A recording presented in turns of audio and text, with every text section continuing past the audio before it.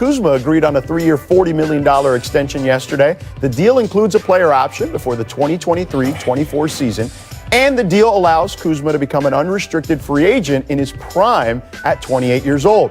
LeBron reacted to the news with this tweet: Kuz! Congrats, bro. Next dinner on you for sure. Vino Chronicles. Amin, was this extension a good move for the defending champs?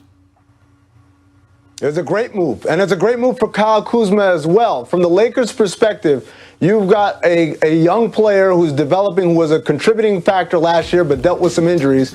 You got him at a very cost-efficient contract, $40 million over 3 years, and obviously 2 years after this one, they've got Kuzma, who they expect to grow and continue to be a contributor. From Kuzma's standpoint, he gets some financial security right now. Remember, he was a low first-round pick, so it's not like his rookie scale deal was millions and millions and millions of dollars. So he's got some security, but here's the better part.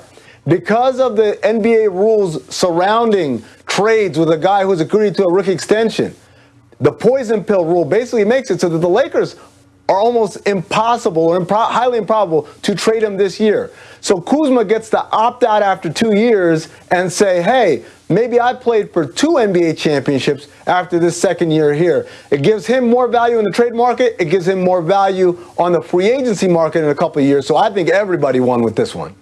Yeah, I think this is a win-win for everybody. You get a guy with that many skills, that much talent in that package with that team. I think it's great to lock him up because you got a guy who's 6'8", can guard multiple people. He's got multiple skill sets on the offensive end. And I'm going to tell you what, the Lakers are going to see his value, and this is why. We already know LeBron and AD. Right. Marc Gasol is going to make Kuzma look awesome. So good. He's going to spread the floor. He's going to catch him on back cuts. He's going to get him open shots. And now all of a sudden we're going to see a different kind of Kuzma because he's going to be receiving from different people, and he doesn't have to go hunting for a shot or trying to do stuff to show people how good he is because he's going to be getting such easy baskets. Well, to your point, if you look at his shot chart, Kuzma, a lot of it is cuts to the basket and a lot of it is threes. So when you have a guy like Marc Gasol working from the high post, those cuts to the basket will be fantastic. I remember talking to Nick Nurse about that and how he really unlocked their offense a couple of years ago with the ability that he has at the high post. But with Kuzma, to your point, he's actually become a much better defender. That was a deficiency early in his career. That is not the case anymore. They look at him as a big wing at 6'9" that can guard multiple positions. And I had the Lakers game on Friday in Phoenix, and Frank Vogel told us that Kuz actually asks for the best assignment, like to guard the best offensive player on the other team. Like, he has really grown in that regard. Well, that's the slice of pie that he can get into because right now you're not going to be the leading scorer or the second leading scorer. So how do you help the Lakers win another championship? And if he continues to grow defensively, that's just going to make them stronger. And you got a coach like Frank Vogel who's going to continue to develop them in that area. I mean, real quick, let me ask you, you mentioned the contract status and the poison pill and whatnot. Because it is a manageable contract. I mean, if they wanted to, not that I'm saying the Lakers will try to trade Kyle Kuzma, but in year 2, they could potentially trade him, right? Or no? Yeah, so after this year, once the contract actually kicks in, because this year he's still making his rookie scale. Right. The next season, that's when his contract kicks in.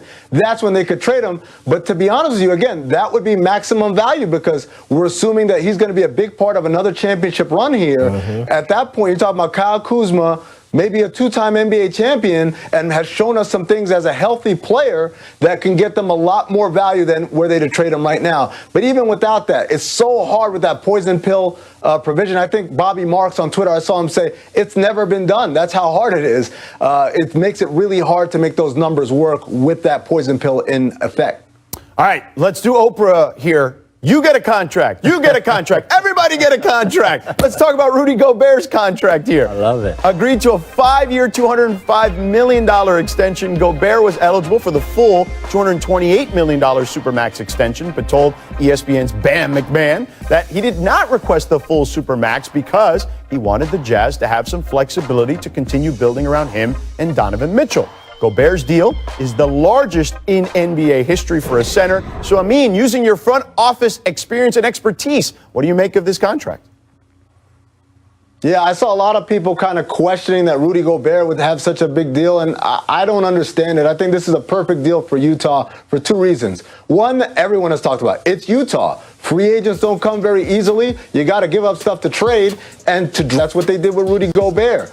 Right? So that's one thing, but I don't think that's the biggest reason. The biggest reason is he is a perfect complement to Donovan Mitchell. Yeah. Donovan Mitchell, an explosive offensive talent who can create for himself and others, but defensively needs a little help. Rudy Gobert, an elite defensive anchor, but offensively needs someone to create some of those easy dunks and layups for him. So together, they make a great complement, and that's why I'm glad to see that Utah's got them both under contract for 5 years after this one, because here's the reality.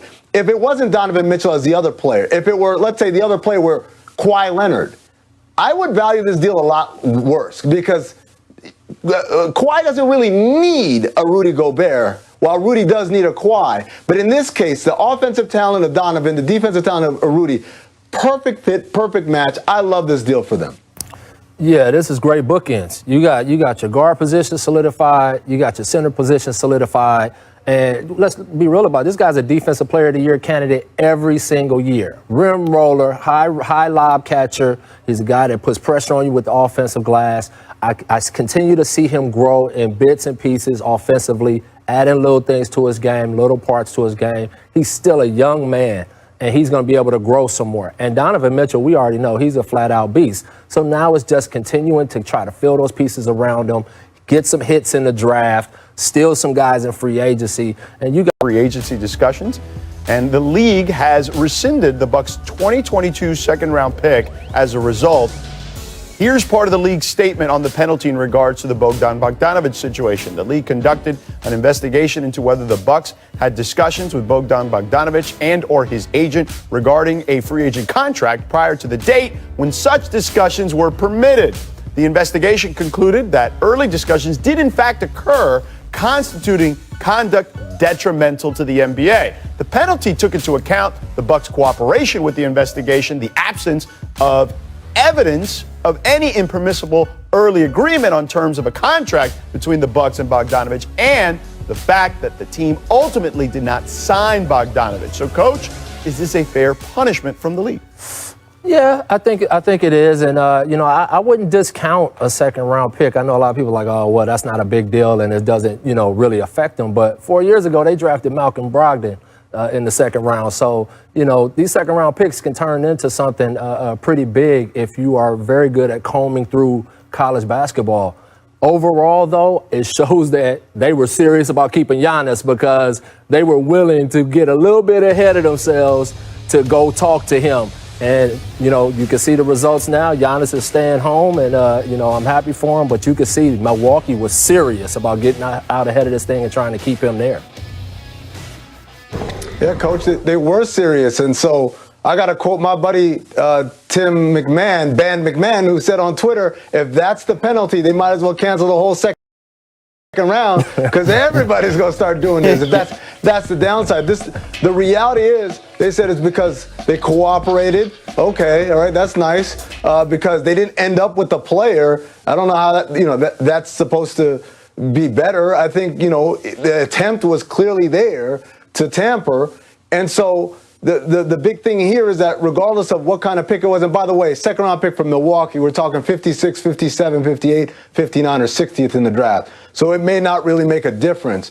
But the idea is, what is the downside for me engaging in tampering? And remember, this didn't come out because of an investigation. This came out because the Bucks leaked to media sources who then reported the story. So if the story hadn't been reported, if they hadn't leaked voluntarily to the media, then they wouldn't even have gotten caught.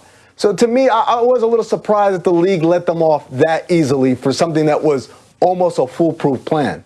Fizz, to your point, though, those second-round picks are valuable. And, yeah, I mean, they could be 59 or 60, but Isaiah Thomas was once, I believe, the 60th pick in the draft. Right. Taylor Horton-Tucker, who everyone's talking about right now with the Lakers, was the 46th pick in the draft. So, right, those second-round picks are valuable. We saw a kid in Miami, KZ Okpala, as a second-round pick. Like, these second-round picks, with the teams that know how to develop talent, can be really fruitful. Absolutely. And so that's why I say I get where he's coming from the standpoint of there should maybe be more. But let's be honest, a lot of this stuff is happening behind the scenes.